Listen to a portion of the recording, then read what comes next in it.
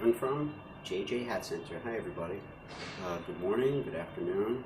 Hope everybody's feeling extra good today. Feeling alright? I'm feeling good today. Or at least slightly better than usual. I guess that would be a bit more truthful. Okay.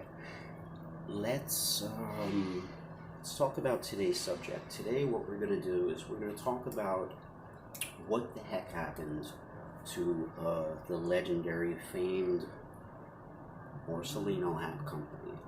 This was actually a suggestion from a young viewer named Marcus, who's a very good customer over at JJ Hat Center. He comes in sometimes with his dad, occasionally with his mom, and he's a real hat enthusiast. He asks clever questions, he asks lots of questions, and he watches what we do. He goes on the internet, he learns things by himself. He owns really good hats from, he's gotten some hats like on the half price rack. So he owns some really serious hats, and I know he works hard for his hats and stuff. He's just gotten into the vintage hats and everything. So he's like a real serious dude, and his father is also super cool. They both have like excellent manners, and they're just really nice people. But he suggested that, he's a little curious about what happened to them. So like other people, there's all these rumors and this and that, they were going to get bought out by this guy and that guy and all this stuff, and what happened. And we're going to talk about it right now. It's no secret that I used to love that company. I'm wearing one now. I have 4 or 5 of them right here in a stack. My wife has about 5 in her closet, and at the store at JJ's I probably have maybe 8 of them, all pre-bankruptcy. My 2 Kelly Green hats that you see all the time, I have the same hat in a kind of a royal blue too, which I never wear, and I have a wide brim one in olive, a wide brim one in burgundy, a wide brim one in lavender, a few taupe like this, a couple of black. I have given a lot of them away. I used to get 1 free felt hat every year and 1 free straw hat every year. So being there 25 years, that's like 50 hats. So you do acquire a lot of them, and then you buy them. Some of them are given to you as gifts, some of them you trade, and you wind up with more than 25, 50 hats. You just get, you acquire them. Sometimes the salespeople buy, the reps from Borsalino will give you something as a gift for Christmas. For doing a good job, you'll get a free hat or something. So, I wound up getting a lot of hats. But after the bankruptcy, when they kind of came back, recently, I'm not sure when that was, 2017 or something, and they started, fading back into the scene in a sort of different way, we didn't carry them at that point because they were different. They were seriously serious in the hole. They had to pay, tens and tens of millions of dollars just to get the company out of bankruptcy and to get it working again. And then more tens and tens of millions of dollars for the, raw materials, for the, rent and salaries, and just to start making hats and shipping them out in the trucks and, all that stuff.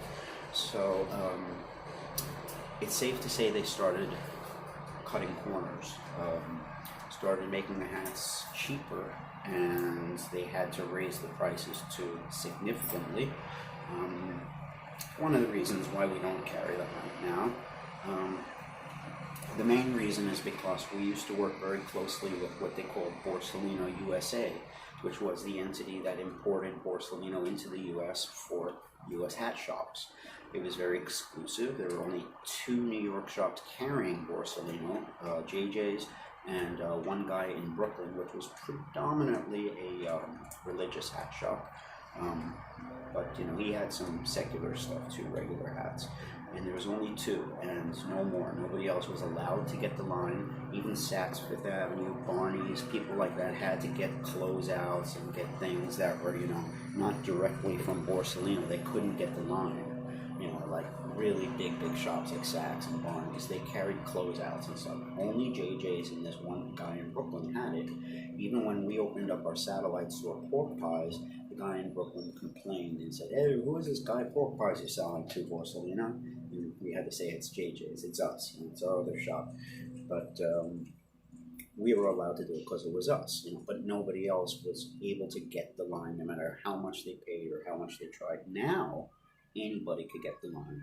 It doesn't matter who you are. You could be a cigar shop, you could be Amazon, you could be some guy who's just trying to make some money on Amazon or eBay or whatever. You can get the line.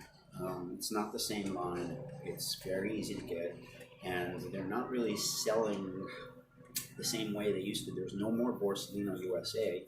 All those people got fired, lost their jobs, went back to Italy, got other jobs. And pardon me, what they did is they opened their own shop in New York, which was 90% or 99% religious hats. It's catering to the Jewish community only, and that's the only people who even know the store exists. Nobody even knew the place was there. It's in Brooklyn, I think, and it's just religious hats and big wide brims, really big brims, hard, stiff, no colors and stuff. And that's what they're concentrating on. They also have all these like weird gimmicky things like graffiti artists and designers that they collaborate with, and they're making these different gimmicky things. But the truth is that they're seriously in the hole and owe a lot of money. And to make the money back, the only way to really make it work is they had to cut corners, buy different felt, cheaper salaries maybe, I don't know, but they had to cut a lot of corners and change things around. So they made some changes, and they're getting themselves out of the hole, I guess.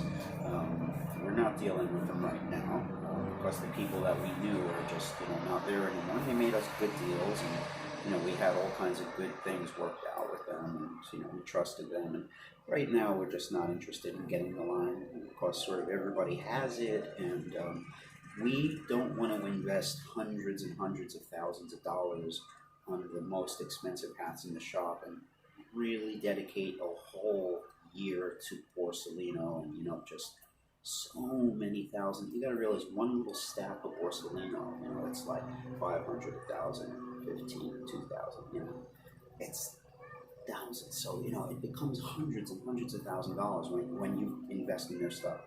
If they start coming back to us, returns like, hey, this $550 hat is not performing the way you said it was gonna. I got it rained on and it's curling. If that happens, our whole reputation is blown, and our customers don't trust us anymore, and we lose a lot of money because we have to take all those hats back, get refunds, and essentially sell them discounted and stuff. So we have to make sure anything that we sell as a really premium hat is beautiful quality. We have to have prices that our customers can afford. If they're buying an all beaver hat or a beaver and mink hat, $350 to $550 is like the most they can go. That's a lot of money, and it takes a long time for a lot of us to rationalize, saving that much. Maybe we got to get it on sale or whatever. We don't do that a lot. There was a beaver hat by Borsalino called the Beaver. It came in a black box. Some of you guys remember it. Generally, European hats are not made of beaver. They're made of nutria and wild hair, and they have their own secret sort of fur blend. Well, nutria is beaver. It's the same thing. It's a European version of it. If you look at sheared nutria and sheared beaver, a little patch of the fur, you can't tell which is which. They're the same taupe color, the same super soft velvety feel. They're exactly the same fur. I guess unless you look under a microscope, maybe. They're the same. They use nutria. That's the European animal. They don't have beavers out there. We have beavers. So North American hat companies, Canadian and American, they use beavers. So Borsalino had this one hat called the Beaver. It was their special hat. All their hats went for like, between $275 and $375. That was their $350 to $375 is what we were selling most of the good stuff at. There was one hat called the Beaver, came with a hard shell box, black and gold box, this beautiful box. We had huge stacks of these boxes in the basement.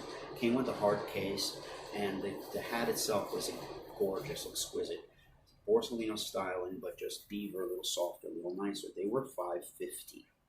It might have gone up to $575 at the ends, but I don't remember. I think it was $550 the whole time. I'm pretty sure.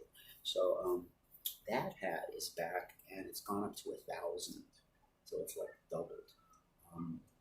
Our guys can't spend $1,000 for that, and if they do, it's gonna be like a half a dozen people in the whole year. Like, one of them will be like James Spader. The other two will be like, a couple of stylists who need something for a movie and have a movie budget. And then like maybe one or two guys or something. And then, maybe they'll sell on sale when we have a sale or something. Those hats don't sell a lot, $1,000 hats. You sell a few, not a lot. Beaver, beautiful mink and beaver hats, just exquisite felt for, 500. People will pop for that occasionally, but 1,000. The price hikes and the quality dive has been disappointing to me. But let's face it, business is hard, and they're in a transitional period right now. And the way I look at it, hat companies have highs and they have lows. There was a time where Stetson was really corny and cheesy. I forgot when was that? Early 90s, mid 90s. There was a small time where they were really cheesy, where like the leather sweatbands were like this paper stuff. It was kind of like a thin cardboard with like a black paint of leather. It had a black texture that looked like a plasticky leather with the gold and everything. But you could tear it. It was cardboard. And I'm talking about like $200 hats, like Saxons and stuff like that. There was a really cheesy period for Stetson, and then they got new people working, and they promised us, hey, that stuff is all gone. We have all new people, new designers, and it was true. The quality went up. Actually, the owner's, JJ Hat Center's son, the owner's son, works at Stetson, and part of his stuff there is designing hats and making sure the quality is on par and stuff. So he's one of the new people there, but it's completely different now. Their hats are let's say it's not perfect, but for $200 you can only make a certain amount of quality. Let's face it, if you want to make something awesome, it's going to cost a little bit more than that. So for a good American-made hat, they're doing very, very well now. That was a nice tangent, right? Okay, let's get back on track. There are ups and downs for some companies. There was a time where JJ Hat Center was dominated by Biltmore hats. Of course, their stuff was gorgeous, and Stetson was a little bit weak. This was in the 90s. They were super strong, made in Canada, completely custom, and we can order anything we want. Any texture, any brim edge, any crown, any band, type of ribbon, quality, whatever we want, written inside, in gold. We had amazing stuff. We had long-haired beavers. We had silk peluche beavers. We had velours, and we were creating our own styles. We had silk Homburgs in like navy blue and stuff with pinches. That one was amazing. We had this one hat, we called it the Claire because the guy from Biltmore used to wear it. It was a Homburg with pinches in a silky, shiny, silky beaver finish with colors like navy blue. And like, they looked like emerald green and blue. They were gorgeous custom hats. And they dominated the shop because they were gorgeous. They were the most bang for the buck you could get, and they were perfect quality, good prices, probably a good markup too, I'm sure.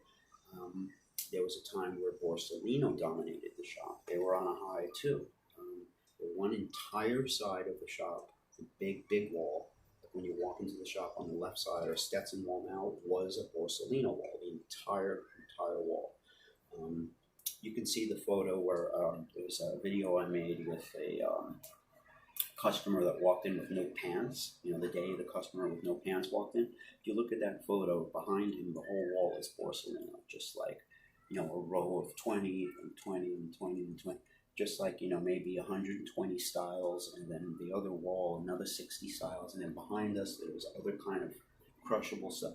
You know, there was just thousands and thousands and thousands of dollars worth of Borsals. They dominated the shop. Right now, Stetson is dominating the shop because they have their stuff together. They have fantastic, fantastic people working there. Hadco has, you know, gotten their act together. They have good designers. Some of their designers are women now, which are, you know, they're just putting some really good fashionable elements into the hats. They're not completely old-fashioned and, you know, made by old men and designed by old men anymore. They're hip, you know, and they're doing things like flat brims, and they're doing interesting bands and stuff, and they're including big feathers in hats so you can make it look fit, you know, trendy, or you can pull the feather out and you can make it look classic. They're doing a lot of smart things now, and they're using better felts. They're making hats out of pure beaver, and they're keeping the prices down to like the 300s, which is like amazing. You know, they've got their act together. So Stetson is right now dominating JJ Hat Center, and Hatco has like 3 or 4 lines. We could fill the shop with Dobbs if we wanted to. They make Dobbs also. People want Stetson. You know, we have a few Dobbs. You know, they make a few styles that we like, but mostly straws. But Stetson is a good name. People like the name, and the quality and the consistency is good enough that people are not complaining. There's no issues with them, and they're nice hats, you know. So they're very, very hot right now. The point I'm making is, that was a hell of a tangent, wasn't it? The point I'm making is that Borsalino right now is on a kind of, you know, they went bankrupt. What happened is, I'll read it to you. I'm going to read it to you from the actual, the news clippings and stuff. I'm going to tell you what happened now. Basically, they changed hands a whole bunch of times in the 90s, okay? Like many, many times. Let's see if we could go into a little bit of their history. This guy, Giuseppe Borsalino, okay? He created a particular kind of a felt hat that was, you know, it was known as a Borsalino. And, you know, he got really big. 1857, he started in Alessandria, Italy. And these guys actually built up this whole city of Alessandria. They, you know, they gave Alessandria like hospitals and schools and sanitariums and all this amazing stuff. They made the sewage network, the aqueduct, the hospital, sanatorium, retirement home. They've always been in Alessandria, and they're still there. There's a hat museum there. They're a pretty big, you know, the whole town was Borsalino and stuff, okay? In the early years, they only made 2,500 hats a day. That's a lot, okay? The eve of the First World War, they were making about 2 million hats annually. 2,500 employees. It was very, very big. Okay, in the 50s, they downsized. In the 90s, the company changed ownership several times, many, many times. Finally, to be bought by an entrepreneur, Marco Marenco. Okay, this guy was involved in a $3.5 billion financial crack. He was, I think, a little bit shady or something. Okay, now in 2017, they went bankrupt. The Court of Alessandria declared them bankrupt. Borsalino, Giuseppe, and Fratello Spa. Okay, and this company, Harry's Equita, private equity funds, these guys actually bought the company in 2016 at an auction. They bought them for a few $1 million or something. I don't know, $6 million or something. It's written here somewhere. $7.4 million. Okay, it was a court auction. They were sold to these guys, Harry's, Haeres, Harry Equita, for 6.4 million euros, $7.4 million. All right, let's see. That was just Wikipedia. That's not a particularly mean article. Let's see this article here. Okay, Borsalino. Italian hat manufacturer to the stars declared bankruptcy. Okay. Borsalino, the company behind Humphrey Bogart's Fedora in Casablanca and Harrison Ford's Indiana Jones hats, okay, was declared bankrupt on Monday, a trade union says. This is a newspaper article from 2017 in December. Okay, the court in Alexandria, northern Italy, threw out a rescue plan. Okay, the employees are angered and worried about their future. Michael Jackson loved Borsalino hats. Pharrell Williams and David Bowie, his very last photo shoot was in a black Borsalino. Okay, they're talking about the movie in 1970, Borsalino. Those guys, 160-year-old company, just, okay, they died. They owed a lot of money. Now, the Harry's Equity Investment Fund took control in 2015, it says here, in the hope of turning the situation around, despite a debt of 30 million euros, $35 million. So this is how much money they owed in 2015. 5 years ago, Borsalino owed $35 million. That's how much they were in the hole. Okay, their old boss, Marco Marenco, was on the run from fraud and tax evasion charges. He was arrested in 2015, same year in Switzerland. So they put this guy in jail, the Borsalino boss. He was the old boss. He was on the run. He was kind of basically running away from the Italian authorities. They wanted to put him in jail. He wasn't paying his taxes. And there was some kind of bankruptcy fraud that he was, he declared bankruptcy and it was complete fraud. He got some money and it was fake or something like that. Okay, now a judge initially approved Harry's Equity proposals for repaying Borsalino's creditors, giving the green light for a new chapter. The company had produced 2 million hats in the 20s. Okay, so these guys had to basically pay $35 million to get this company out of the hole. So they're starting off their business 5 years ago pretty much, I don't know if they had that much money to get started, but it seems like there were some issues here. Let's read on Milan.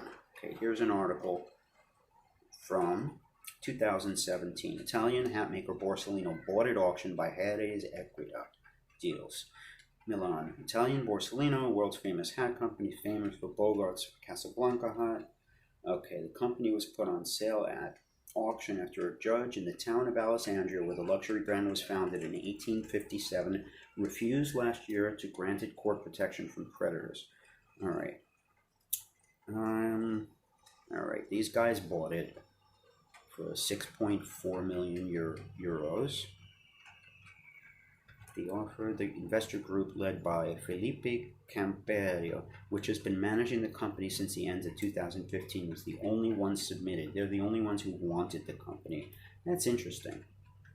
I guess it was a crap company business-wise. They were not a good company to buy from the business standpoint.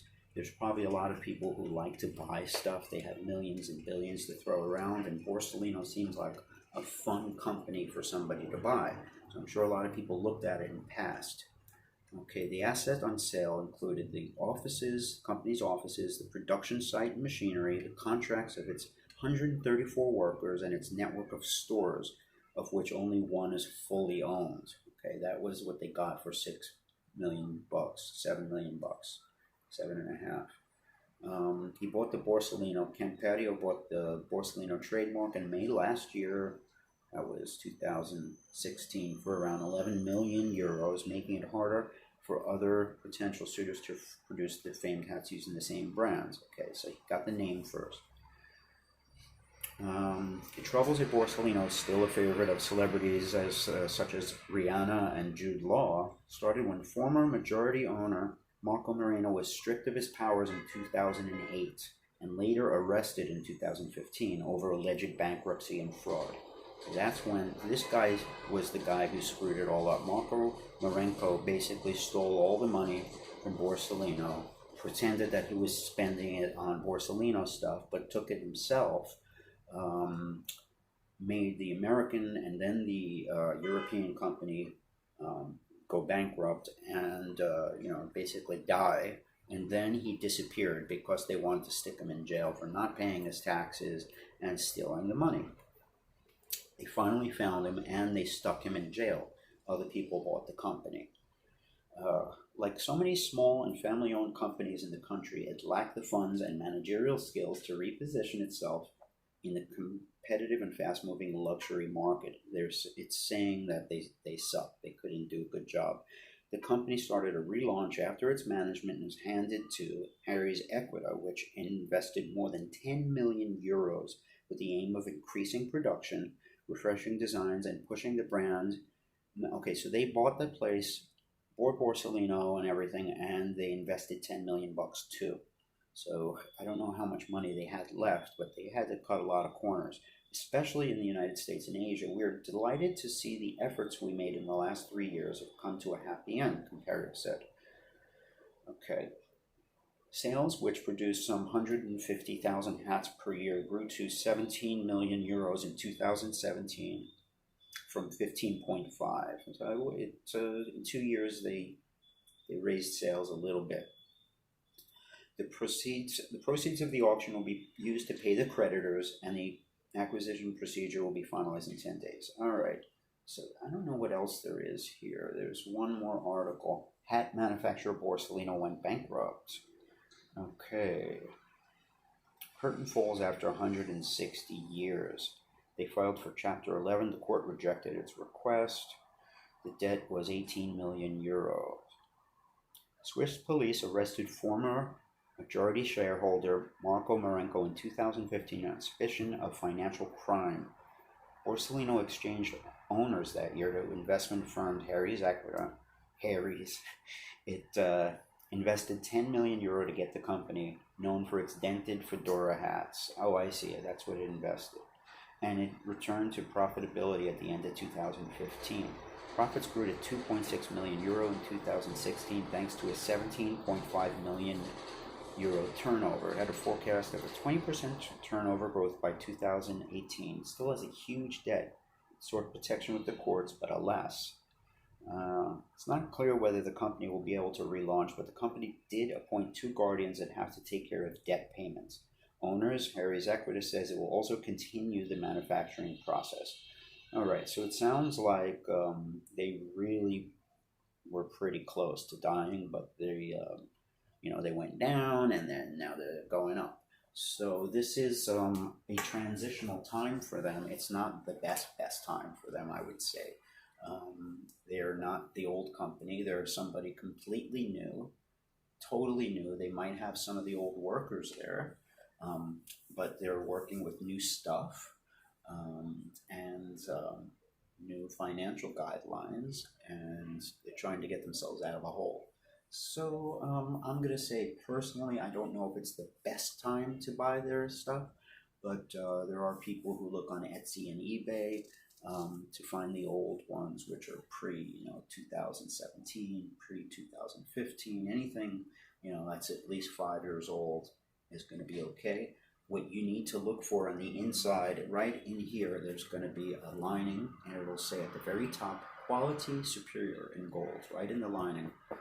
You don't want to see rainproof line.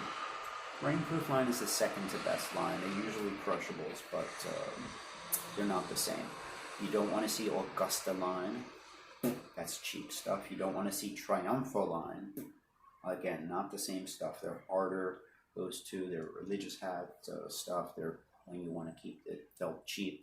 You could have a Como made in quality superior and sell it for $350, or you could have one made in Triumpho fur or Augusto fur and sell it for like $200 or $185, but it's not the same Como. It's just the same design. The felt's different.